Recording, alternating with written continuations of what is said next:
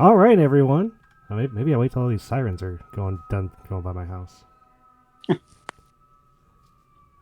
Richard can cut all this out when he puts it on YouTube. Sorry, Richard. Can cut it in post. I think you just do that in the YouTube editor.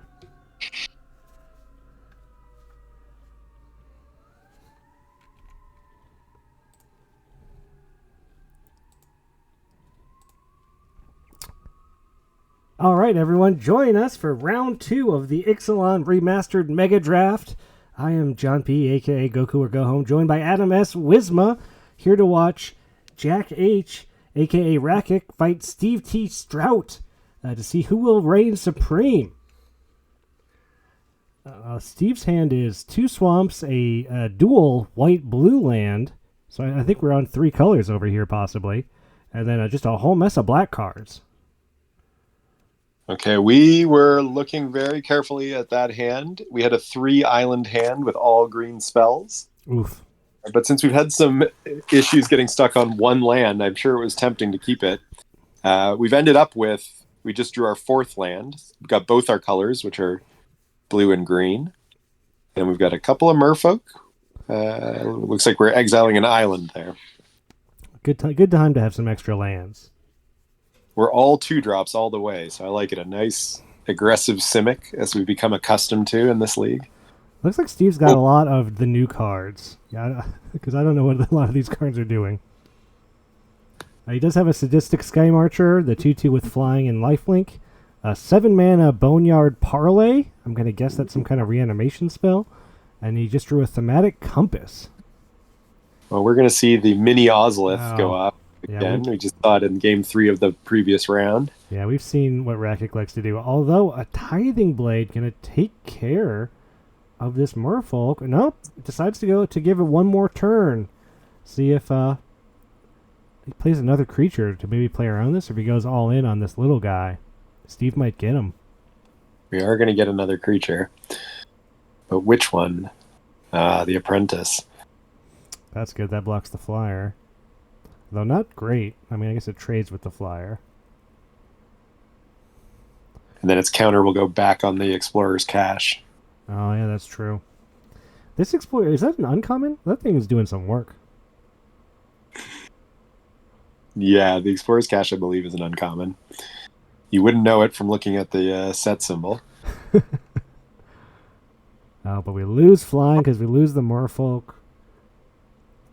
Ah, right. Yes, I was wondering why we didn't get a block option there.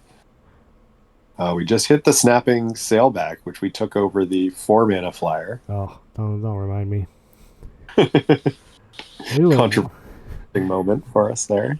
So, okay, so yeah, Steve's just going in on the compass, which I believe flips into like a Maze of Ith, right? Yes. He has a Seeker Squire in hand. We drew a Ray of Ruin. And we still have the 7-mana Boneyard Parlay. Don't know what it does, but I'm excited to see. Oh, it looks like it's a rare. Oh, Deadeye Brawler on top. That's what that blue splash is for, maybe? I thought Steve was in black-white originally. I thought so too, so I don't know if we're seeing a blue splash or if he's just real heavy black and maybe there's not a ton of white. Uh-oh, did Steve not see this coming? He did not. It appears Deep-Root Warrior buffing itself. You gotta read these cards. That's one that if like you're not paying attention, that will get you.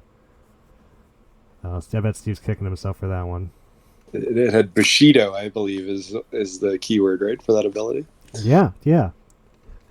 So you can't give a Merfolk Bushido, though. It would break the canon. Samurai. Deciding whether we're going to explore twice, which it looks like we will. There we go. We got to land with it. Or we had the option of using that to destroy one of the myriad artifacts over on Steve's side of the board. Yeah, that block really messed with what Steve was planning on doing. He does draw the Brawler. Oh, yeah, that's a nice card. It is. He has Ascended. He does have the City's Blessing. He does get the Maze of Ith land. So I think it takes a creature out of combat. So we've got the 4/3 flyer. And in hand, we've got the Flash Dinosaur, which we're going to hold on to. Maybe Oh, okay. toss it in. We draw a Tinker's Tote, which I know people seem to really like that card. Yeah, this is going to block the Deadeye Brawler, if nothing. Yeah, I think everything Steve has is sorcery speed, although he could remove his own creature from combat with the Interesting. land. Although I think it probably is not going to be a good outcome for him if he does. Oh, it doesn't. Doesn't block. Just wants the aggressive. Very aggressive.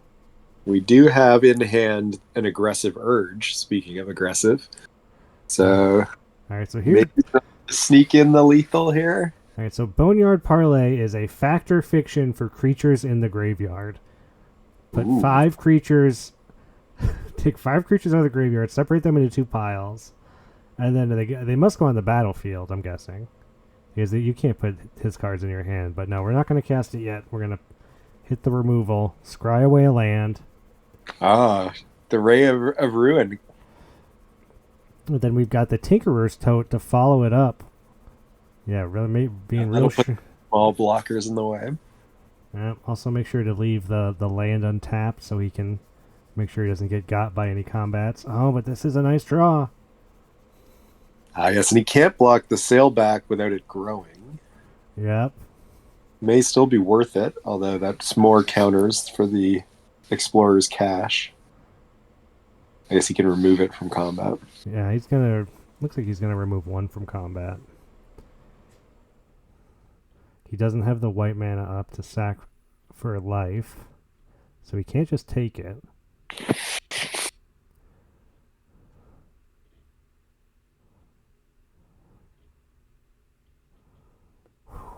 Wow. I don't know what the Explorer's Cache turns into. It's a craftable card. So we do have some... I guess we'll start drawing 2 cards per turn if the Immortal Sun goes unanswered. He can't do anything about it, but he can keep attacking. Oh, I'm wrong. It's not a craftable card, the Explorer's Cache. Oh, gotcha. So I think we wanted to block last turn with the sailback if we were going to block with it. Now Parlay gets a lot of stuff. Put him on the battlefield. Yep, so he's going to pick the 5 best cards in the graveyard, and there's some good ones. And this is Factor Fiction Graveyard Shenanigans. 7 mana. This is old. This is an old school Ixalan card. I guess I just didn't recognize it. Oh my. Yeah, I don't think there's any good options, right? It's going to be, even with Immortal Sun, it's going to be hard to come back from that. Yeah. I mean, the options here are grim. It looks like it's going to be Deadeye Brawler and Colossal Dreadmob. Yeah, Steve's taking that pile. That's a good one. Yeah. And he has the Tinkerer's Tote, and he has the flip land. Well, we get 2 draws here. And we drew into the Riverwise Augur, so maybe we can keep the drawing going.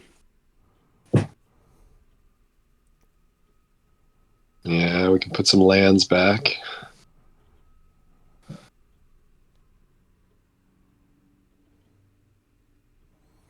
Yeah, but Rakik's at 7. Yeah. Can't take much. Like if he attacks with the drip. Okay, stuff's getting big now. Now you might be doing some blocking. Yeah, we got some counters coming in. Well, the only thing in Steve's hand right now is a Bellowing Aegiosaur, but he does have various craftable artifacts on the battlefield right now. I mean, if nothing else, that blade will that's a drain a turn. You know, when you're at 7, that's not too long. You can also sack the tote, gain some life, and then use that to craft the blade, I believe. Oh, nice. Forerunner of the Legion. This is a nice little vampire guy that Steve just drew. I believe it draws a vampire and puts it on top of your deck. Oh, yes. We saw its dinosaur equivalent in the first round. Oh, well, he's just gonna craft.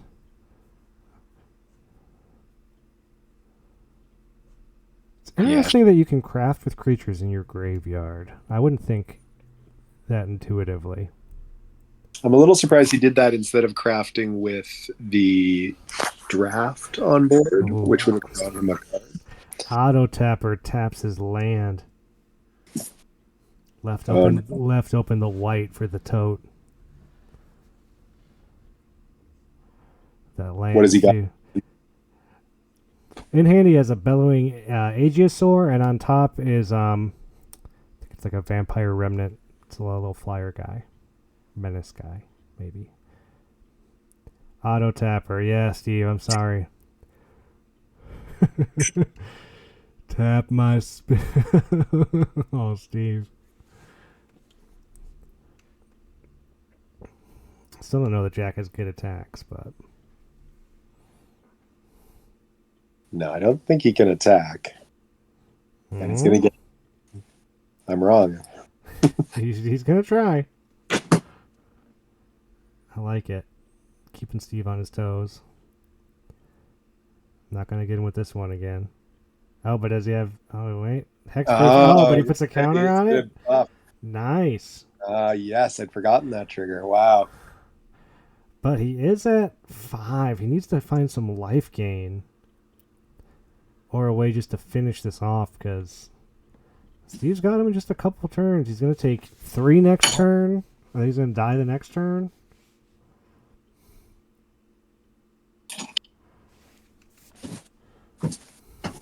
Yeah, the drain.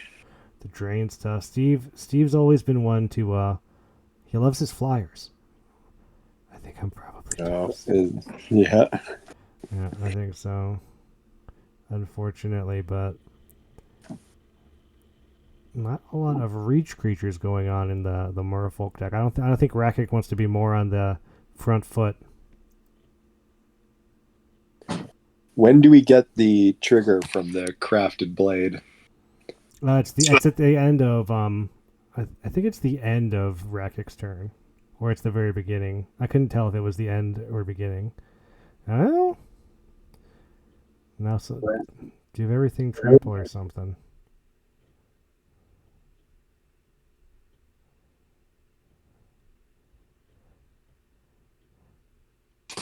Yeah, this is the all-out desperation attack. The hope you forget to block attack. I don't think Steve's gonna fall for it. Well, we don't even have a combat trick if he does. And Steve's got the 3 health on board as well. Yeah. All right, into sideboarding. Steve takes game 1. He is on a black-white, deck with a couple blue cards. Looks like I'm only seeing 2 right now, but his deck has a nice curve. Yeah, I think we are considering whether we bring in artifact hate against the many artifacts we saw across the board. Steve's doing a lot here. He's cutting his pacifisms. He brought in a contract killing, I think, a more expensive removal spell.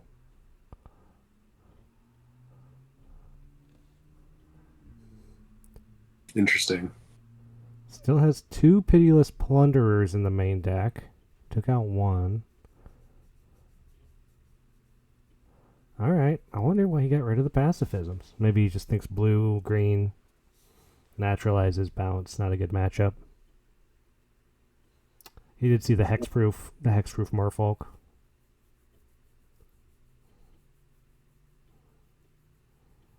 But granting hexproof wouldn't remove a pacifism, right? No, but if... Yeah, no it wouldn't. I guess you could stop one, but... Yeah, that's about it.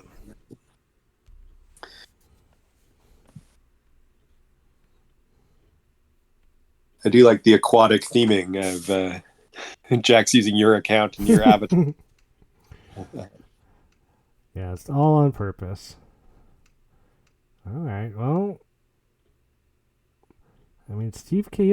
He's got 2 lands and then a lot of expensive cards. A 7 mana. He's got the Thunder Hulk, Dark Nourishment at 5, Contract Killing at 5, Pitiless Plunder at 3. But he does have this landmark and then a Costly Plunder to turn it into cards. Mm. Yeah, we've got a bunch of lands. We've got a 7-drop land cycler. I think next turn we're going to see Tishana's Wayfinder, the 3-drop, come out. Although now we have the option of dropping a 1-drop and a 2-drop. Yeah, it looks like that's what we're going to do instead. We drew the Deep Root Elite. I like it. That's what you have to do here. Is you need to get all these little fast guys going. Yeah. We do have a removal spell in Legion's Judgment. Let's see what Steve wants to do here. I'm guessing he's going to Costly Plunder. He drew a land. He kept it untapped. But he doesn't really have anything to do with 3 mana. He can kill a creature power 4 or greater. That's not doing much. Actually may have wanted to side that out. Doesn't seem great against the Merfolk deck. Didn't hit a land off that draw too. So he now has no lands in hand. Okay, we just drew the Immortal Sun. We played the Tishana. We're holding up Dive Down, so we're now... I like that move, because Steve's hand's just basically all removal. Okay, we got to decide if we're going to keep an Over the Edge. Looks like we did. So we've got a double Explore or Naturalize effect on top of the deck. We've got a Dive Down to protect the creatures. All right, so here comes the Plunderer.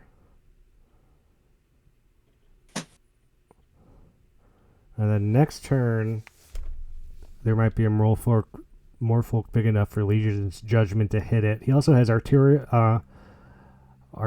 Flow, which is a discard 2.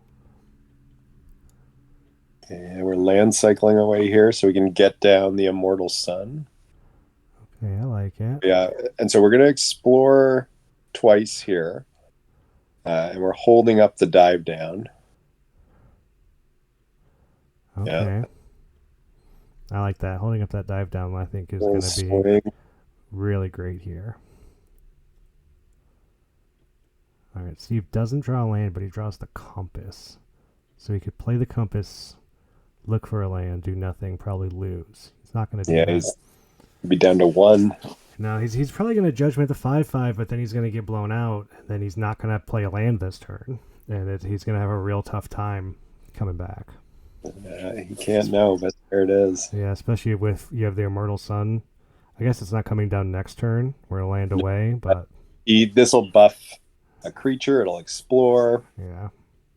And Steve still has removal, but everything's single target. Like, he's not going to spend 5 mana to contract killing one of these creatures.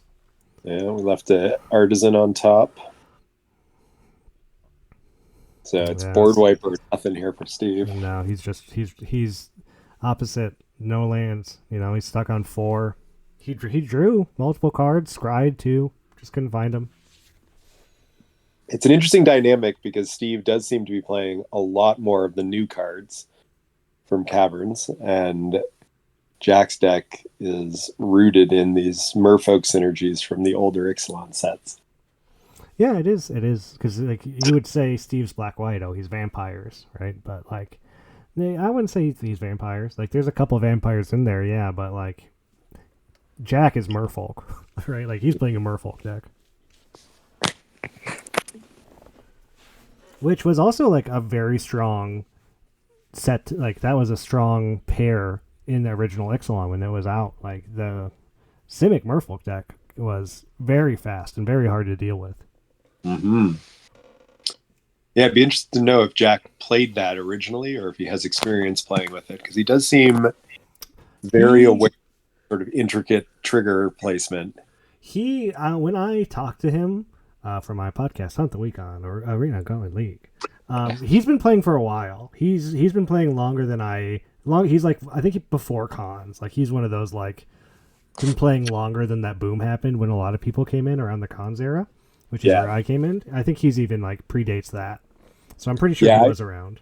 I would have guessed, watching him play this deck, the sequencing does seem like someone who has experience playing this set. Unlike Steve's block on the Deep Root Warrior.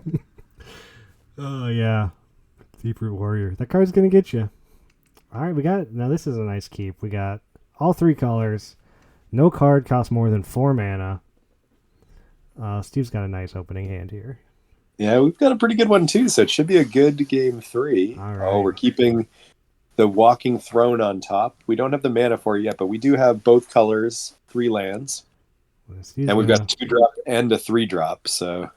Steve's going to curve really nice here. He's got the Squire. He has a Resplendent Griffin for next turn. Then he has a 4-drop Vampire, a 5-drop, looks like a removal spell. So he's just going to go 2, 3, 4, 5 here. Oh, kept a Jadecraft Artisan on top. Interesting. If you're telling me you haven't had your 4th land and you're keeping 2 4-drops on top.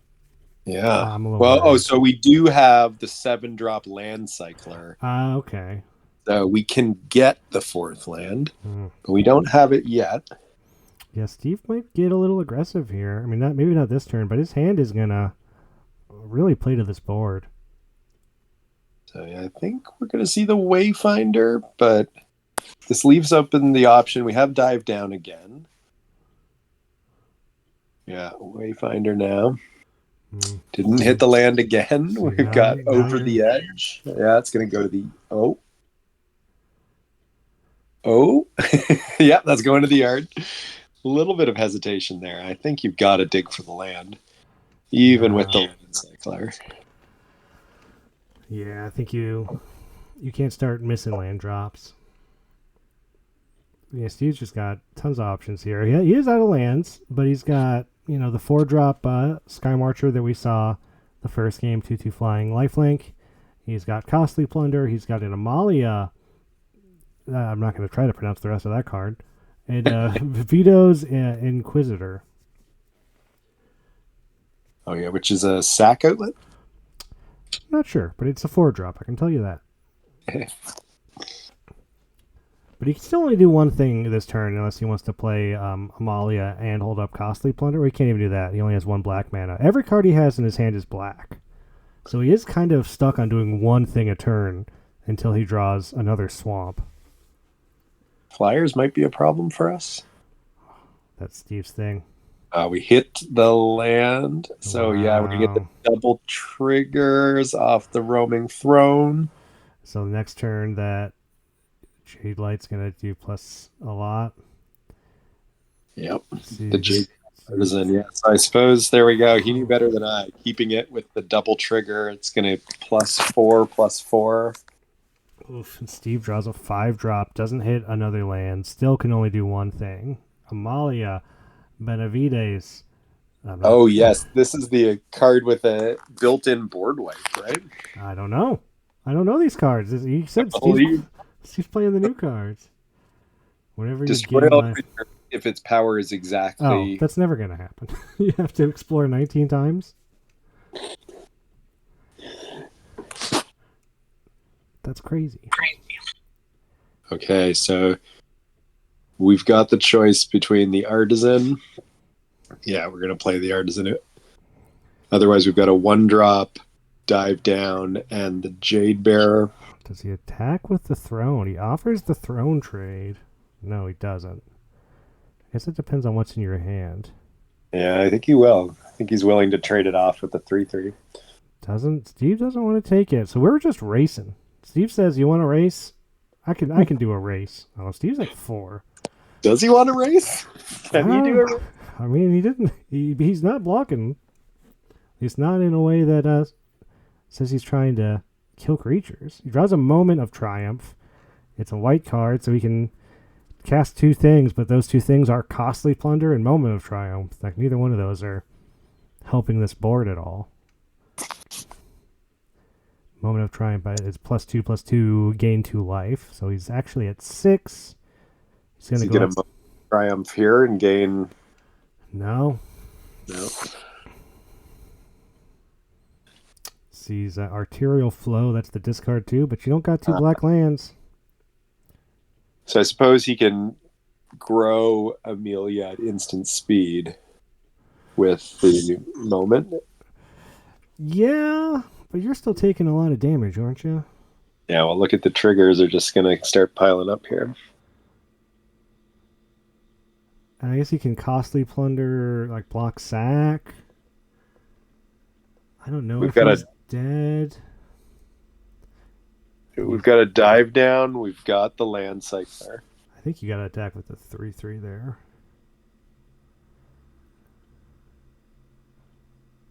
Well, Steve has to block two things here. Yeah, into open mana, I suppose, is the concern.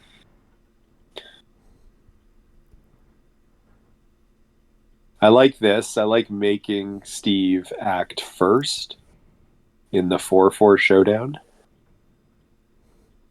What is that? Dive down's O+O+3? It is. So we'll see if Amelia goes up to a 7/7 on the Explorer. Yeah, they will. And it's the pacifism. So yeah, we're kind of stuck there, I think. We're going to lose the throne. Yeah, because if you attack him with a 3/3, Steve's going to 1. But he's going to gain back 2 more. Steve cannot find more lands. Okay, so we've got the dive down. We've got the 7-drop, which can land cycle. That's it for us. Okay, so Steve finally found his second swamp. So now he can do... He has 3 5-mana spells, so he can still only do one thing. But they're all removal spells. Deal 3 damage to something, gain 3 life. Another pacifism on top. Has the pacifism in hand. So his hand's just all removal. But it's all expensive.